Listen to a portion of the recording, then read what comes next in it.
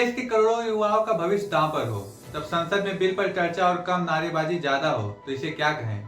नमस्ते दोस्तों, भारत में जब भी कोई प्रतियोगी परीक्षा रद्द होती है तो लाखों छात्रों के दिल की धड़कनें बढ़ जाती हैं। सालों की मेहनत, रात भर की पढ़ाई और माँ बाप की उम्मीदें पल भर में पानी में बन जाती है। बता दें, हाल ही में संसद में anti national paper leak bill पेश किया गया, जिसका मकसद पेपर लीक कराने वाले माफिया पर नकेल कसना है और सजा को 10 साल तक बढ़ाना था। लेकिन संसद के भीतर क्या हुआ?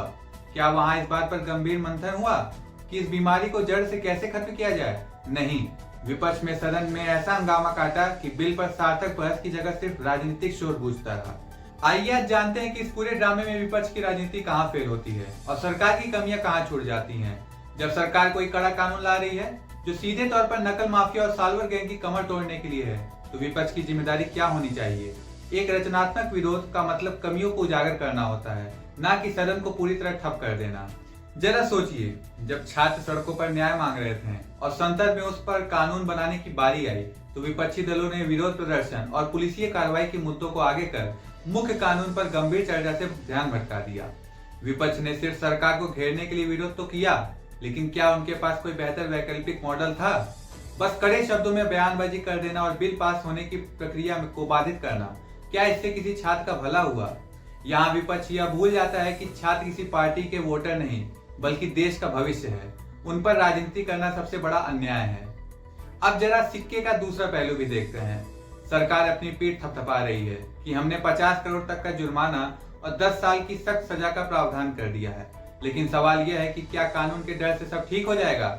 यहाँ सरकार की कार्यप्रणाली पर कुछ तीखे सवाल बनते हैं। सरकारें हमेशा तब जागती हैं जब पानी सिर से ऊपर निकल जाता है। बड़े पैमाने पर प्रोटेस्ट होते हैं या परीक्षाएं रद्द करनी पड़ती हैं। पहले से ही टेक्नोलॉजी और साइबर सिक्योरिटी को फुल प्रूफ क्यों नहीं रखा जाता? परीक्षाओं के आयोजन, प्रिंटिंग और लॉजिस्टिक का ठेका जिन प्राइवेट कंपनियों और वेंडरों को दिया जाता है, उनकी जवाबदेही तय करने में सिस्टम बार बार चूक जाता है। जब तक निचले स्तर के लूप होल्स बंद नहीं होंगे, तब तक सिर्फ सजा की धमकी कागजी शेर साबित होगी। कागजों पर तो लिख दिया गया कि स्पेशल फास्ट ट्रैक कोर्ट्स में सुनवाई होगी, लेकिन देश की नीच पहले से ही लाखों मुकदमों के बोझ तले दबी है। क्या वाकई 3 महीने में न्याय मिल पाएगा? इसका ठोस प्रशासनिक रोड मैप जनता के सामने स्पष्ट होना चाहिए। दोस्तों, सच तो यह है कि देश में युवाओं के भविष्य के साथ जो खिलवाड़ हो रहा है, उसमें एक तरफ विपक्ष की सस्ती राजनीतिक रोटियां हैं, तो दूसरी तरफ सरकार की प्रशासनिक सुस्ती है। छात्रों को न तो विपक्ष की नौटंकी चाहिए और न ही सरकार के कोरे कागज कानून। उन्हें चाहिए जमीन पर दिखने वाला परिणाम, पारदर्शी सिस्टम और एक ऐसा फुल प्रूफ मैकेनिज्म जहां कोई माफिया कभी पेपर लीक करने की हिम्मत न कर सके। इस दो तरफा खेल पर आपकी क्या राय है? कि आपको लगता है कि संसद में हंगामा करने से छात्रों के मुद्दों का समाधान निकलेगा, या नेता सिर्फ अपनी राजनीति चमका रहे हैं? नीचे कमेंट बॉक्स में जरूर बताएं। मैं अविंद्र पाठी स्वागत करता हूं जेन जी के पहले न्यूज चैनल न्यूज टेलर में। जय हिंद, जय भारत।